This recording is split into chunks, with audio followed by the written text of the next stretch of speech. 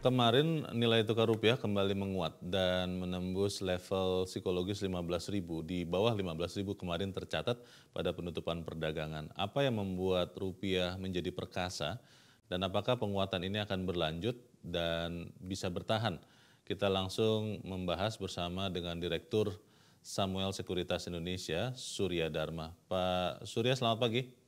Pagi Mas Leo. Ya, Pak Surya, banyak yang melihat bahwa rupiah menguat beberapa waktu belakangan karena masuknya dana asing ke pasar obligasi, surat berharga negara cukup banyak sekarang dimiliki investor asing, tapi juga di saat bersamaan masuknya kembali investor asing di pasar saham di Bursa Efek Indonesia. Dicatat ada hampir 800 juta dolar di bond market, lalu ada hampir 65 juta dolar di equity market.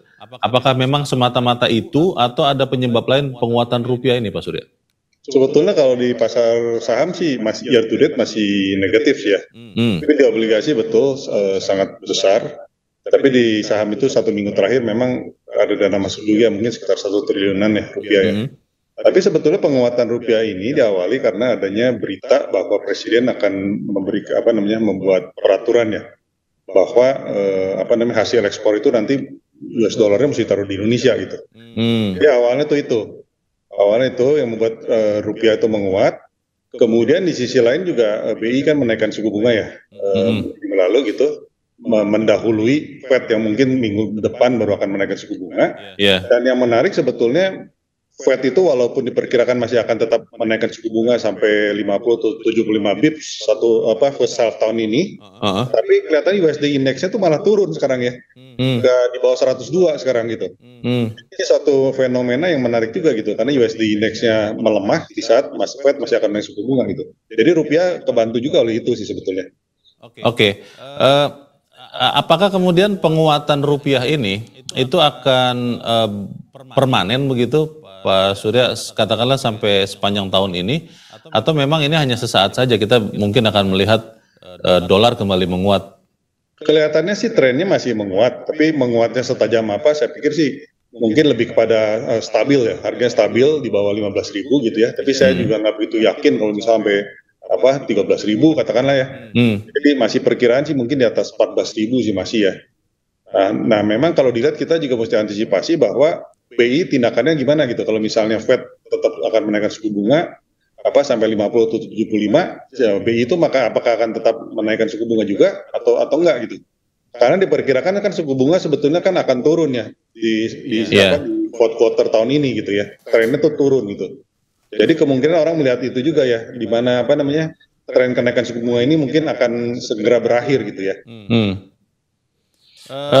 Bank Indonesia selalu mengatakan, Pak Surya, dalam berbagai kesempatan bahwa tidak masalah dengan level berapa $1 terhadap rupiah. Tapi yang menjadi masalah untuk Bank Indonesia adalah kalau naik turunnya, fluktuasinya itu terjadi sangat cepat dan ini pasti akan dikendalikan oleh Bank Indonesia. Tapi kalau melihat penguatan rupiah yang sangat cepat dari 15.200-an mungkin sampai sekarang, apakah Bank Indonesia akan membiarkan ini terus terjadi atau memang juga akan dikendalikan? Sementara sih mungkin yang paling penting memang stabil ya. Stabil itu lebih penting ketimbang penguatan rupiah, karena kalau rupiah terlalu kuat juga kan ekspor kita dirugikan malah ya. Sedangkan kita itu kan sekarang sedang diuntungkan dengan harga komoditas yang begitu tinggi gitu ya. Jadi memang balance di antara kedua hal tersebut yang mesti dilihat sih. Saya setuju dengan statement bahwa harus lebih stabil itu lebih penting ya daripada fluktuasi gitu. Jadi kelihatannya di range berapa kalau Pak Surya Dharma melihat rupiah di tahun ini? Saya pikir sih di bawah 15.000 tapi masih di atas 14.000 ya. Sementara mungkin 14.500 lah yang paling mungkin ya. Di 14.500-an tapi di bawah 15.000 ya? Iya. Beberapa orang mengatakan bahwa sebetulnya apa yang terjadi sekarang ini masih terbuka untuk perubahan, juga bisa jadi mendadak, Pak Surya. Ada yang memperhitungkan faktor perang Rusia-Ukraina yang sampai sekarang kita tidak tahu bagaimana ujungnya, tapi kemudian kalau ada eskalasi, katakanlah Rusia menyerang lebih sengit begitu, mungkin itu akan bisa memperkuat dolar juga dan otomatis memperlemah rupiah. Anda lihat ancaman geopolitik ini juga tidak, Pak Surya? Kalau saat ini sih saya belum melihat itu ya. Eskalasi yang lebih tinggi itu kelihatan di Rusia tuh belum ada ya saat ini ya. Saya malah lebih concern sebetulnya kalau misalnya di satu titik kita kan sekarang kan trade balance selalu surplus kan. Sudah berapa tahun untuk surplus kan. Dulu-dulu kan selalu defisit gitu. Nah, kalau misalnya nanti satu saat harga komoditas ini mulai melemah, mulai turun gitu ya, sampai akhirnya trade balance-nya menjadi defisit kembali, nah itu kita mungkin lebih concern. Karena kan berarti kan ke rupiah ada tekanan juga di situ ya. Tapi kalau selama itu belum terjadi sih, saya pikir sih sudah cukup bagus ya saat ini. Kita tidak terlalu worry juga sih sebetulnya kan. Iya.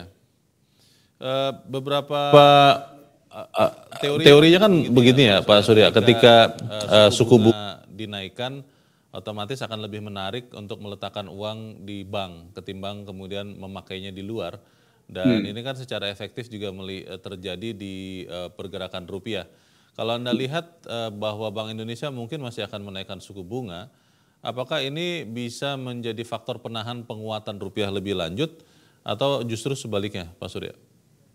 Kalau kelihatannya secara teoritis kan begitu ya, tapi sampai saat ini tuh belum terlihat kan, karena suku bunga deposito kan walaupun ada mulai terjadi kenaikan, tapi kan masih rendah banget gitu ya.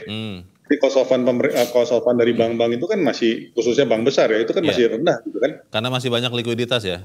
Masih banyak likuiditas, jadi itu tidak begitu terlihat sih kalau di situ ya. Jadi makanya pasar yang lain mungkin ya pasar saham gitu, auto obligasi itu lebih menarik saat ini gitu ya. Jadi saya sih belum melihat sih ke arah situ. Kalau diterjemahkan ke sektor saham di Bursa Efek Indonesia, Pak Surya, secara tradisional kan tentunya eksportir akan dirugikan ketika terjadi pelemahan dolar ya. Kalau Anda lihat, apakah ini akan banyak dampaknya memperkecil keuntungan dari misalnya katakanlah sektor komoditas, atau seperti apa ini terjemahannya Pak? Ya ini kan di antara harga komoditas yang tinggi ya dengan kursnya kan. Iya. Karena ini kan banyak hal yang menarik kan yang secara teoritis kita nggak pernah lihat ya sebetulnya kan. Tahun lalu itu kan di saat Fed menaikkan suku bunga harusnya kan US dollar index itu menguat dan harga komoditas itu turun gitu kan. Betul. Tapi kan itu tidak terjadi gitu. Harga komoditasnya malah naik karena adanya perang Rusia gitu. Nah sekarang juga sama, begitu harga komoditas itu kecenderungannya mungkin mulai turun walaupun belum signifikan. Tapi di satu sisi US dollar indeksnya melemah gitu. US dollar indeks melemah, harga komoditasnya naik gitu kan. Harga minyak, harga lain itu malah agak menguat gitu belakangan, harga emas segala kan. Jadi itu kan sesuatu fenomena yang menarik juga gitu.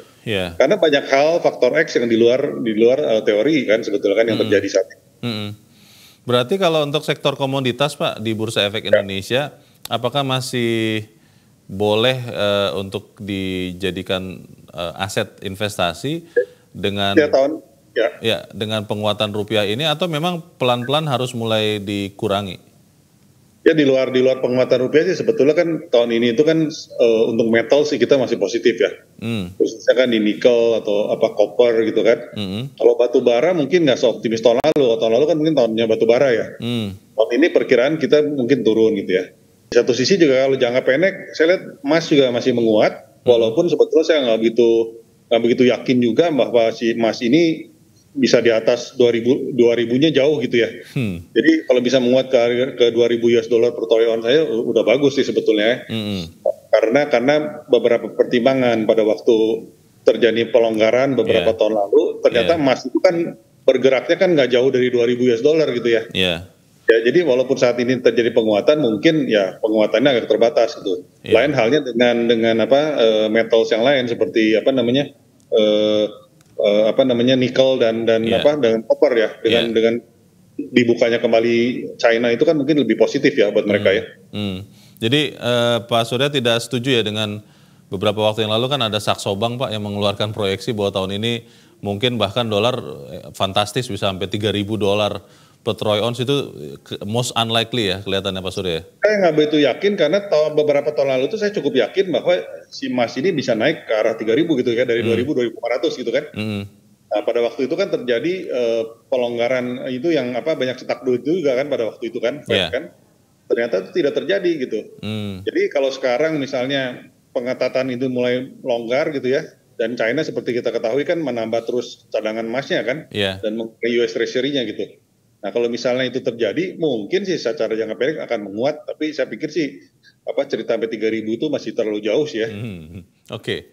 Kalau untuk sektor yang selama ini banyak impor, Pak Surya, kalau kita lihat misalnya mungkin farmasi ya, bahan baku kan banyak impor, lalu beberapa bahan makanan produsen tepung-tepungan yang mengimpor gandum begitu. Ini dengan penguatan rupiah yang terjadi belakangan signifikan memperbaiki kinerja dan keuntungan mereka atau masih belum kalau Anda lihat? Bagus sih, bagus karena kan berarti kan cost-nya turun ya. Apalagi kan harga secara US dollar juga kan kecenderungan kan turun kan. Beda waktu perang Rusia waktu awal-awal Ukraina itu kan harganya kan melonjak kan, duit segala itu kan melonjak gitu kan. Nah saat ini secara US dollarnya juga mulai turun dan di satu sisi juga rupiahnya menguat gitu ya. Jadi sebetulnya buat mereka sih positif ya harusnya ya. Pak Surya, ada yang berpikir untuk mumpung menguat rupiahnya, kita beli dolar yuk, katanya begitu Pak.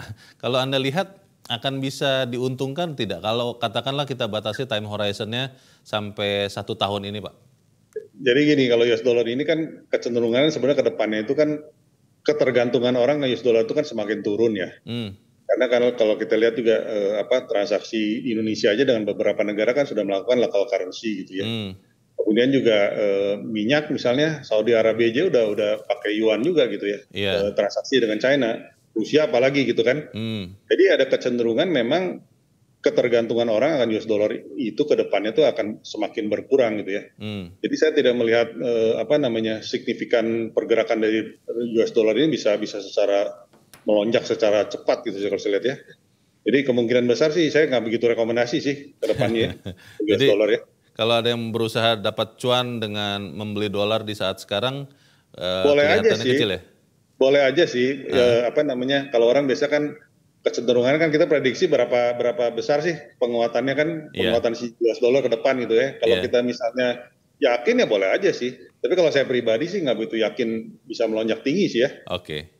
Baik, kita akan ikuti nanti pergerakan nilai tukar rupiah terhadap dolar dan juga dampaknya ke berbagai sektor termasuk saham ya di Bursa Efek Indonesia. Untuk saat ini terima kasih Direktur Samuel Sekuritas Surya Dharma.